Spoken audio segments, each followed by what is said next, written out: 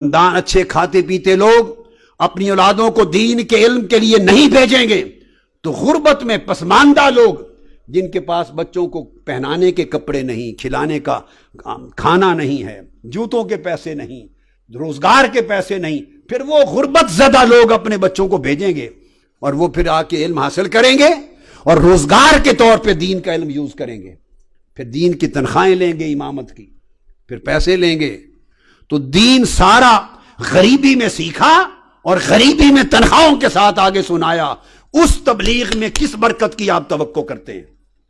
کیا توقع کرتے ہیں کہ ایسی تبلیغ سے کتنا انقلاب آ جائے آپ کے اندر، کتنی تبدیلی آ جائے، پھر آخرت کے نام پر دنیا کمائی جائے گئی اور کیا ہوگا؟ اور یہ اسی کا نتیجہ ہے، چونکہ دین کا علم نہیں دیا۔ اور یہ ہلاکت اہل سنت ہمارے عقیدے میں، میرے عقیدے والے لوگوں میں زیادہ ہوئی۔ جس کو اٹھاؤ کوئی مولوی پیسے لیے بغیر تقریر کرنے کو تیار نہیں، دین کا علم دینے کو تیار نہیں، الا ماشاء اللہ۔ کوئی کسی کو بلا لے، پہلے تو جاتے تھے تو اس وقت خدمت لیتے تھے، اب ریٹ طے کرتے ہیں ایکٹروں کی طرح، ناچ گانے والوں کی طرح ریٹ ہیں۔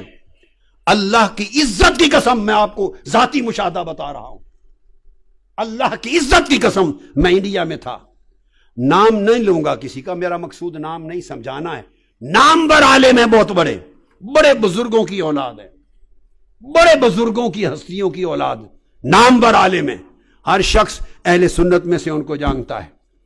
میں خانہ خدا میں یہ آقا علیہ السلام کی حدیث پاک کی کتاب میرے ہاتھ میں اٹھا کر قسم کھا کر کہہ رہا ہوں کہ میں نے تحقیق کی، بے شمار لوگوں نے جگہ جگہ بتایا کہ ان کو تقریر کی دعوت دیں تو ان کے سیکٹری پہلے ایڈوانس 2 لاکھ انڈین روپیہ لیتے ہیں،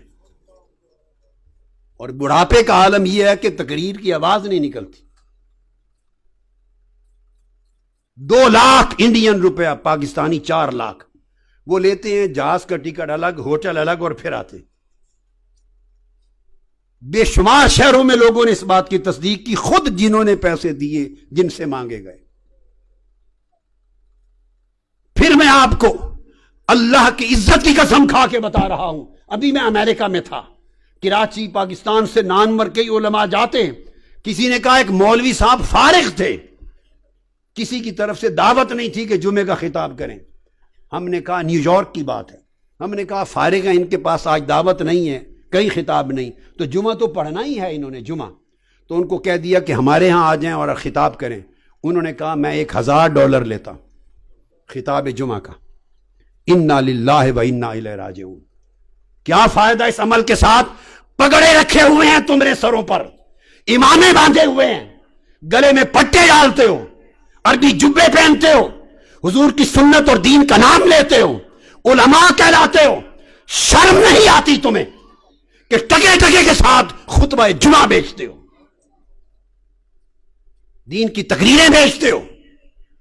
پھر اگر تمہارا اور ہمارا میں اب یوں کہ اگر ہمارا عمل دین کے نام لینے والوں کا یہ ہوگا تو پھر لوگ تمہیں بلائیں گے یا کنجروں کو بلائیں گے، گانے والیوں کو بلائیں گے؟ فرق کیا رہ گیا؟ اس نے گانا سنا کے پہلے پیسے ریٹ طے کیے، تم نے قال اللہ و قال الرسول قرآن اور سنت سنانا تھا، پہلے ریٹ طے کر رہے ہو بیٹھ کر۔ کیا دین رہ گیا؟ اور یہ وبا ہمارے مسلک اہل سنت میں زیادہ پھیلی ہے، دوسرے لوگ بھی لیتے ہوں گے مگر اتنے گھٹیا، اتنا نیچے نہیں گرے ہوں گے، شاید اپنے پردے داری میں لیتے ہوں گے۔ آخر ہر کوئی زندہ ہے، ہماری طرح تو کوئی نہیں کرتا کہ نہیں لینا، اور شراب اور خنزیر کی طرح حرام کر دینا، اس طرح زندہ نہیں رہا جا سکتا۔ لوگ لیتے ہیں، لوگ ان کو عزت سے دے دیتے ہیں، جیب میں ڈال دیا، مانگتے نہیں ہیں، خدمت کر دی، تکریم تعظیم کے ساتھ کر دی، تو کچھ لوگ پھر کچھ رکھ رکھاؤ اور عزت رکھتے ہیں، ادھر تو منگتے بن گئے ہیں، ریٹ طے کرتے ہیں۔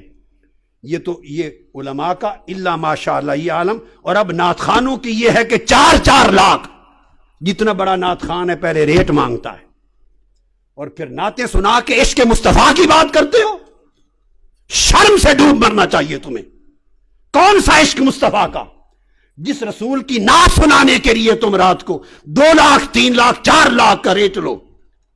یہ خبر ہوگی مرنے کے بعد، جب چہرہ آقا کا سامنے ہوگا وہ کہیں گے بدبخت میری نعت پر پیسے مانگتا تھا لوگوں سے، ریٹ بناتا تھا۔ اس عشق مصطفیٰ کی تلقین ہو رہی ہے اس مسلک میں؟ بولیے آپ کے تجربے ہیں یا نہیں؟ یہاں ایمان سے کہیے ہیں کہ نہیں؟ جب بلاتے ہیں تو ریٹ طے کرتے ہیں کہ نہیں نعتوں کے؟